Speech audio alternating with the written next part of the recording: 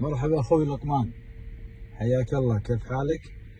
गम का भी तम्बाकू निकालो बोल रहे, बोल के मैं बात नहीं कर रहा हूँ सिर्फ तम्बाकू।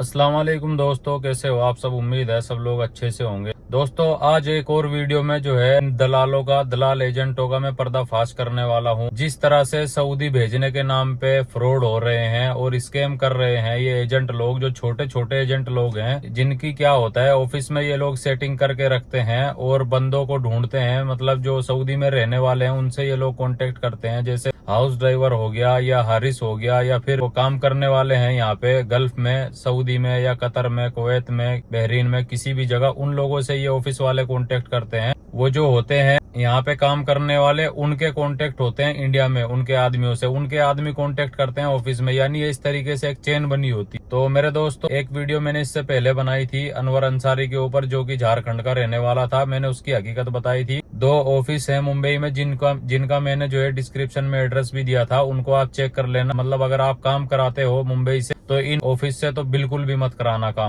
क्योंकि ये लोग फ्रॉड हैं, 420 करते हैं। आपके पासपोर्ट की कॉपी जैसे इनके पास में जाएगी तो ये लोग मुसानिद लगा देते हैं। मुसानिद का मतलब होता है कि जब यहाँ से कफिल वकाला करवाएगा तो वो वकाला उन्हीं के नाम पे जाएगा। दूसरा अगर आप दूसरे ऑफिस से काम करा रहे हो तो वहाँ पे आपका वकाला नहीं हो पाए। फिर अगर आप इनको बोलोगे कि भाई मेरा मुसानिद हटा दो तो ये लोग 5,000 और 10,000 रुपए मांगेंगे आपसे और उसके बाद मुसानिद हटाएंगे। तो दोस्तों एक और ये ऐसी ही वीडियो है जिसमें मैं आपको बताने वाला हूँ हकीकत इन लोगों की। एक सादिक नाम का एजेंट है जो कि हैदराबाद का रहने वाला है और माशाल्लाह दीन इस्लाम की प्यारी प्यारी बातें करता है और मीठा मीठा बोलता है बहुत ज्यादा। तो दोस्तों मेरी इससे बात हुई थी सऊदी भेजने के लिए। इसने जो है मुझसे बात की थी कंपनी में भेजने के लिए कि आपको जो है रियाद में जाना है, बड़ी गाड़ी चलानी है कैंटर, तो आपको जो है 1800 या 1700 सैलरी मिलेगी प्लस ओवर टाइम मिले। तो उसमें हुआ क्या कि इन लोगों को जब मैंने अपना पासपोर्ट दिया उस वक्त मेरे 18 दिन मेडिकल में बाकी थे। तो मैंने इनको बोला कि भाई मेरा मेडिकल में कम बचा है तो आप मेरा जितना जल्दी हो सके काम करा दो। इसने बोला आप टेंशन ही नको करो, आपका 10 दिन में मैं इंशाल्लाह फ्लाइट करा देता हूँ। और मेरे को बोला कि आपका खर्चा आएगा, अगर कंपनी में जाएंगे तो 95,000 आपका खर्चा आएगा। मैंने बोला ठीक है आप मेरा काम कराइए, मैं रेडी हूँ जाने के लिए। तो इन्होंने मुझे जो है वैकेंसी भेजी कि ये आपका काम है और आपको ये कंपनी में जाना है, ये गाड़ी चलानी है। मैंने बोला ठीक है। तो उसके बाद में होता क्या है कि जब 10 दिन गुजर गए, 10 दिन गुजरने के बाद में इनका फोन आता है कि भाई हमने आपका जो है वीजा आपका आ गया है और अब हम जो है आपका वीजा अप्लाई करते हैं लगवाने के लिए, वीजा स्टैम्प के लिए आपका हम अप्लाई करते हैं। जो पेपर आता है ना अभी वीजा पेपर, उसके लिए हम लोग आपका अप्लाई करते हैं। तो जिस दिन इन लोगों ने अप्लाई किया उसी दिन वो नया रूल आ गया कि भाई अभी आपको स्किल टेस्ट देना पड़ेगा। अब इन लोगों का फोन आता है कि आपको राजस्थान जाना पड़ेगा और राजस्थान के सीकर में जाके आपको वहाँ पे स्किल टेस्ट देना पड़ेगा और वहाँ पे आपको $50 फीस होती है, वो पे करनी है। रिक्वायरमेंट जो भी होती है वहाँ की वो आपको खुद करनी है। तो इन्होंने मुझे नंबर दिया, मैंने जब वहाँ पे बात की तो उन लोगों ने मुझे बोला कि भाई ऐसा नहीं है कि यहाँ पे आते ही आपका स्किल टेस्ट हो जाएगा, आपको यहाँ रुकना पड़ेगा, होटल लेके अपने खाने पीने की व्यवस्था, रहने की व्यवस्था आपको खुद करनी पड़ेगी। और यहाँ पे आपसे पहले जो लोग आए हुए हैं पहले उनका होगा फिर आपका होगा। और उसमें भी ये नहीं है कि आपका मतलब सीधा हो जाएगा, सीधा सीधा ऐसा नहीं है। यहाँ पे जो है रूल होता है, एक दिन छोटी कार वालों का स्किल टेस्ट होता है, जो डीएनए होता है डीएनए वालों का होता है, फिर तीसरे दिन जो होता है ट्रक वालों का होता है बड़ा, और चौथे दिन जो है बस वालों का होता है। इस तरह से एक एक दिन होता है और उसमें भी मतलब रूल होते हैं कि भाई इतने आदमियों का करना है, इतने आदमियों का करना। तो कुल मिला के दोस्तों मुझे जो है बहुत ज्यादा मतलब सर का दर्द लगा कि एक तो मेरा 10 से 12 दिन मेरे हो चुके थे उस टाइम और 1 महीना मेरा पहले निकल चुका था जो अनवर ने खराब किया था। तो मैंने इनको बोला कि भाई मैं नहीं जाऊंगा वहाँ पे, तो आप एक काम करें, मैं इसमें नहीं जाऊंगा कंपनी में, आप ऐसा करें कि मेरा मतलब वीजा हाउस ड्राइवर का वीजा लगवा दे। तो हाउस ड्राइवर में इसने मुझे बोला कि आपको जो है मदीना का वीजा है, 70,000 में आपका काम हो जाएगा, 1700 सैलरी है, मदीना में आपका काम हो जाएगा। और एक वीजा है रियाद का, उसमें 1800 सैलरी है, 1800 या 1900 बोला था इसने कि 1800 है लेकिन 1900 दिलवा देंगे आपको। फिर इसने बोला कि एक वीजा दम्माम का है, उसमें 1800 सैलरी है, तो हम लोग आपका अप्लाई करवाते हैं, जो भी वीजा पहले आपका सिलेक्ट हो जाएगा, आप जहाँ पे भी मतलब सिलेक्शन हो जाओगे वहीं पे आपका वीजा लगवा देंगे। मैंने बोला ठीक है लगवाइए। तो उसके बाद में ये बोलता है कि 70,000 आपके जो है मदीना में जाने के लिए लगेंगे और 65,000 रुपए आपके जो है दम्माम और रियाद में जाने के लिए लगेंगे। और इनके जो ऑफिस वाला है उसका मुझे वो हिस्सा आता है, वो बोलता है कि भाई आपका 55,000 रुपए में काम हो जाएगा। तो मैंने इसको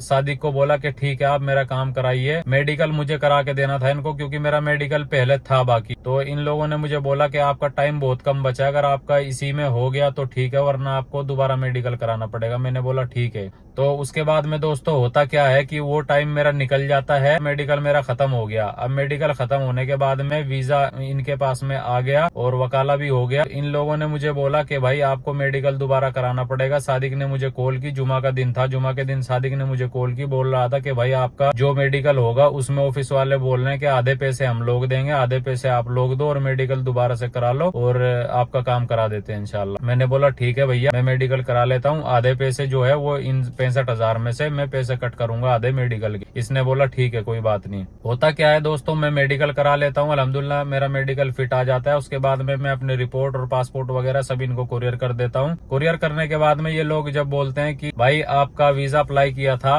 तो आपका वीजा अभी भी इशू नहीं हुआ है, 2 दिन के बाद ये मुझे बोलते हैं कि आपका वीजा इशू नहीं हुआ। ऐसे ही करते करते दोस्तों 15 दिन हो जाते हैं। 15 दिन के बाद में मेरा वीजा लगता है 12 तारीख को। 12 तारीख को जब मेरा वीजा लगा और इनको पता ही नहीं है, जब मैंने ऑनलाइन चेक किया वहाँ पे मेरा वीजा इशू दिखा रहा था। मैंने इनको बोला भाई वीजा मेरा इशू हो गया है, तो इनको पता भी नहीं था। फिर इन लोगों ने चेक किया कि हाँ आपका वीजा इशू हो गया है, बस स्टिकर इशू नहीं हुआ है। तो स्टिकर इशू होने में दोस्तों 25 दिन लग गए मेरे। जब 25 दिन हो गए तो उसके बाद में स्टिकर इशू हुआ। तो इसने मुझे बोला कि भाई आपको अभी इमिग्रेशन के पैसे एक्स्ट्रा देने हैं। मैंने बोला भाई कितने पैसे देने हैं? इसने मुझे बोला कि 8,000 रुपए आपको इमिग्रेशन के एक्स्ट्रा देने हैं और प्लस आपको ये पहले काम कराता था दिल्ली से, तो इस बार इसने काम कराया मुंबई से। तो मैं तो वही सोच रहा था कि भाई ये दिल्ली से फ्लाइट करवाएगा, ये मुझे बोल रहा है कि आपकी फ्लाइट मुंबई से होगी। मैंने बोला कि भाई मेरे यहाँ से तो दिल्ली नजदीक पड़ता है, मेरे को दिल्ली से ही चाहिए टिकट। तो इसने मुझे बोला कि दिल्ली से नहीं होगा, हमारे ऑफिस का रूल है, हम लोग मुंबई से ही टिकट देते हैं। तो ये मुझे बोलने लगा कि आपका 2-3 हजार रुपए एक्स्ट्रा लगेगा, 2 से 3 हजार जो भी लगेगा वो आपको देना है। मैंने बोला ठीक है। तो इन लोगों ने खुद लेट किया, रमजान में मेरा टिकट किया और उसमें जो है टिकट में 5,000 रुपए एक्स्ट्रा गए।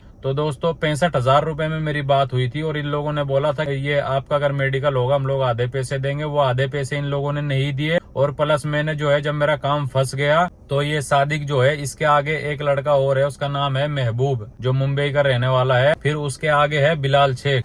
तो दोस्तों इस तरीके से इनकी चेन बनी हुई है। तो महबूब जो है वो मुझे कॉल करता है और वो इमोशनल ब्लैकमेल करता है, क्योंकि इन लोगों का काम है कि एक एजेंट जो होता है वो पहले पैसे ले लेता है, फिर उसके बीच में आगे एक और होता है, वो आपको इमोशनल ब्लैकमेल करेगा कि भाई देखो आपके वो पैसे ले चुका है, तो वो तो पैसे आपके खा जाएगा, तो उससे अच्छा है कि आप पैसे दे दें, जो बाकी के पैसे हैं वो पैसे दे दें आप और काम करा लें। तो दोस्तों इस तरीके से ये लोग जो है इमोशनल ब्लैकमेल करते हैं। तो 30,000 रुपए मुझसे जो है पहले ही ले लिए थे सादिक ने। अब जो है सादिक की और इनके बीच में खटपट हो गई, तो इनमें आपस में लगी हुई थी। अब महबूब मुझे बोलता है कि भाई आपके जो है 8,000 एक्स्ट्रा लग रहे हैं इमिग्रेशन के, 5,000 रुपए आपके टिकट के लग रहे हैं। तो कुल मिला के दोस्तों 78,000 इन लोगों ने मुझसे लिए काम करने के और 2 महीने के ऊपर जो है इन लोगों ने लगाए, 2 से 2.5 महीने। जहां मुझे बोल रहा था कि 10 दिन में आपका टिकट देंगे करके, वहां पे इन लोगों ने 2.5 महीने लगाए काम करने में। और उसके बाद भी जो 65,000 में बात हुई थी, इन लोगों ने मुझसे 78,000 लिए और एक मेडिकल मेरा खराब हुआ, दोबारा मेडिकल मैंने कराया। तो दोस्तों इस तरीके से ये लोग स्कैम कर रहे हैं। ये जो फ्रॉड लोग होते हैं इनके चक्कर में ना आए। ये नहीं है कि मैं हवाई में बात कर रहा हूँ, इन लोगों के मैं यहाँ पे जो है सबूत दूं और इनके वॉइस मैसेज भी लगाऊंगा यहाँ कि किस तरीके से ये लोग जो है फ्रॉडबाजी कर लोगों को फंसा रहे हैं। जो बेरोजगार हैं बेचारे, गल्फ में आते हैं काम करने के लिए, पता नहीं कैसे कर्ज पे पैसे लेके या ब्याज पे पैसे लेके वो लोग आते हैं काम करा के, और ये हरामखोर लोग उनसे जो है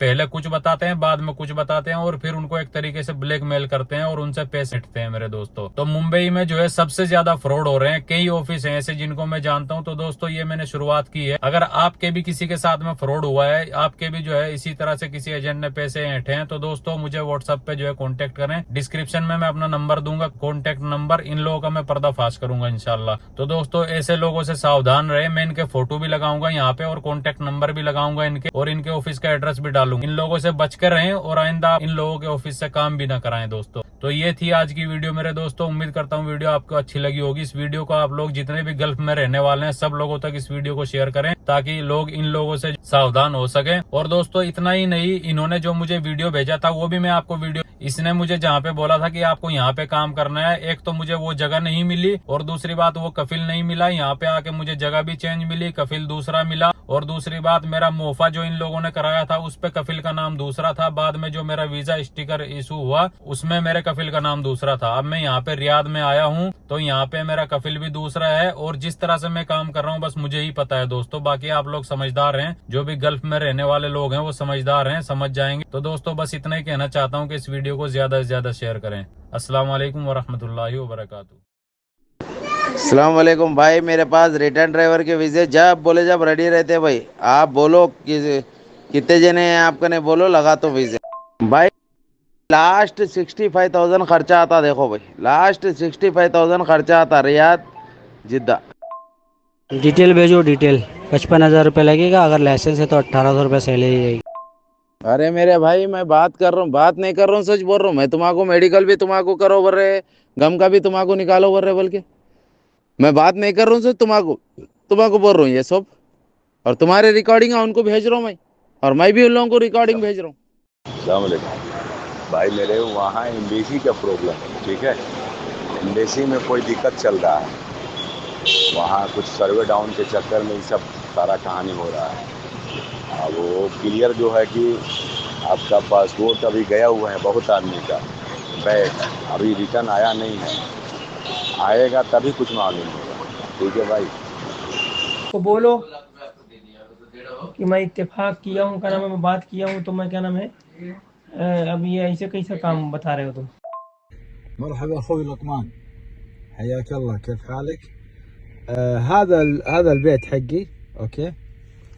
وهذه السيارة، هذا حقت، هو سيارة جديدة، هذا ان شاء الله هو امسك سيارة هذه، هو سوق. وهذا غرفة، هذا غرفة حق ماله، هو حق سواق، اوكي. يعني كلم هو هذا، ارسل فيديو علشان هو معلوم هو مكان فين، هو شغل سيارة، هو شغل وين، هو شغل، هو ايش شغل، مكان شغل سيارة ايش، عشان هو بعد هذا سيارة، هو شغل سوا ماما، اوكي. يعطيك العافية.